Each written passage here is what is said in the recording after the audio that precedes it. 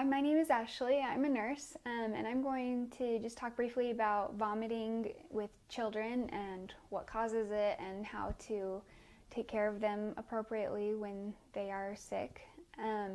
So typically, if a child is vomiting, it's caused by just a virus, and the main thing to watch for is just to make sure that they stay hydrated.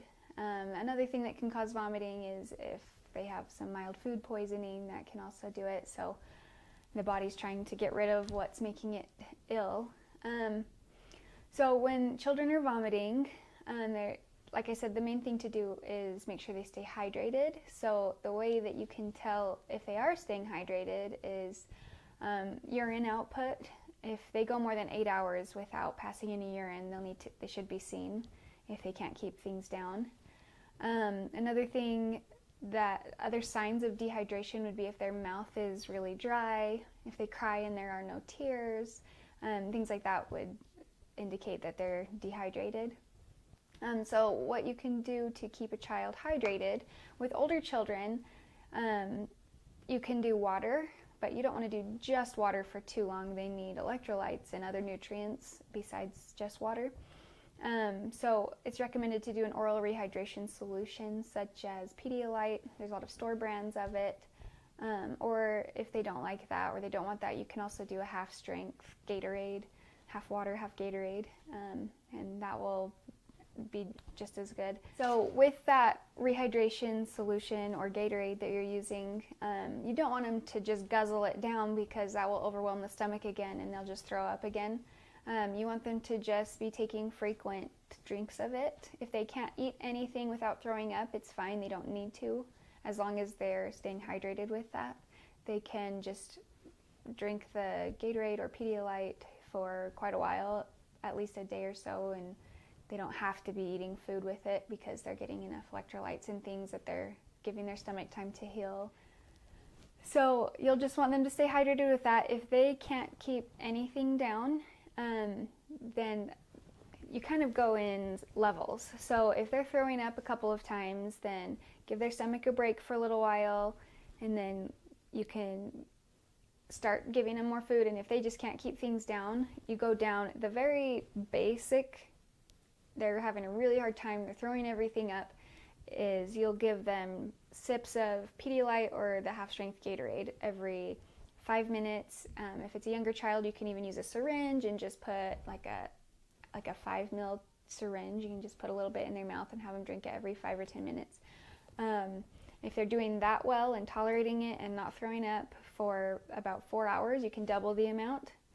And it's recommended to go about 4 hours with the double amount. And then if they're doing well and they're not throwing everything up still, then you can introduce bland, starchy foods. Those are the easiest on the stomach. So saltine crackers, white bread, mashed potatoes, things like that, cereals. Those are the easiest to digest. So start out with introducing small amounts of that and see how they tolerate it.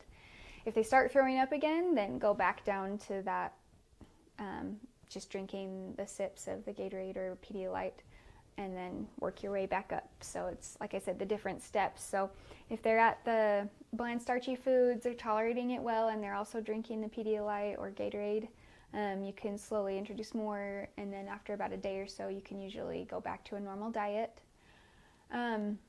With infants who are younger than a year old, if they're formula fed, for 2 feedings, it's recommended to do half-strength formula. So instead of the 2 mils or the 2 mils of, so half-strength formula. So instead of the 2 ounces of water and the 1 scoop of formula, you would do 4 ounces with 1 scoop, just for 2 feedings, and see how they do.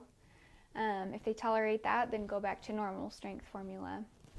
If they throw that all up, then go to the same thing with the little kids with the Pedialyte or half-strength Gatorade, where you're doing just a syringe full of Pedialyte or Gatorade every 5 or 10 minutes. See how they handle that. Keep them hydrated. Make sure they're having wet diapers. And if they're tolerating that well, you can gradually go back to their formula. And something else that you can do is, instead of a full feeding every 2 or 3 hours, you can do a smaller feeding more frequently. So maybe take it down an ounce and do it just a little closer together. That way their stomach has a smaller amount to digest with each feeding without quite getting so overwhelmed. If the child is breastfed, you can feed just on one side for a feeding, and then it's the same concept with smaller amounts but more frequently. So feed them on one side, and then a little closer than you normally would have, just feed them on the other side next time. If that's too much still, you can even nurse them for 5 or 10 minutes and then kind of cut them off, and they might be mad about it, but try to calm them down with like a binky or a swaddle or something to hold them off, and then in a half hour or an hour feed them another 5 or 10 minutes, and that way their stomach again doesn't get overwhelmed with too much food all at once. If they can't tolerate that, you can also go to the Pedialyte or Half Strength Gatorade and gradually work your way back to the breast milk.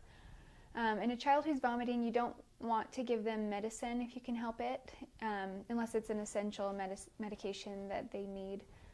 Try to avoid any medicines while they're vomiting and have an upset stomach. It's just more work for the stomach to process it and digest it. If they do have a fever or they're in a lot of pain, it's recommended to give acetaminophen or tylenol, it's the same thing, over ibuprofen, Motrin, and Advil. It's all the same, it's all Motrin. So give the Tylenol acetaminophen, because the other kind, the Motrin, ibuprofen, Advil, it's a stomach irritant. So you don't want to give that to a child who already has an upset stomach. So I hope that helps any of you who have a sick child at home, to give you a little bit more help or something to start off with, to go with. If you have questions and you're concerned about your child, please call your doctor. Don't just take my word for it. Have them seen if necessary. And let us know if you have any questions, and thanks for watching.